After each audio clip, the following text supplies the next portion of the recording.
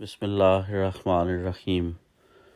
ملفوظات حضرت اقدس مسیح موعود علیہ الصلاۃ والسلام اور فارسی ادب۔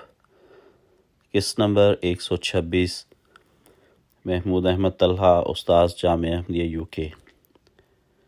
فرمایا، ہمارے نبی صلی اللہ علیہ وسلم کو جیسے خدا تعالیٰ نے سب سے آخر پیدا کیا، ویسے ہی آخری درجے کے سب کمال آپ کو دیے کہ کوئی بھی خوبی کسی دوسرے نبی میں ایسی نہیں جو کہ آپ کو نہ دی گئی ہو۔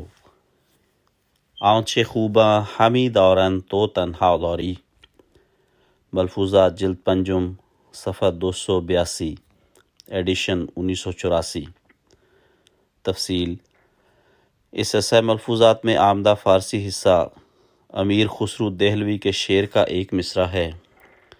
مکمل شعر کچھ یوں ہے: حسن یوسف دم عیسیٰ ید بیضا دوری، آنچ خوباں ہمی دورند تو تنہا دوری۔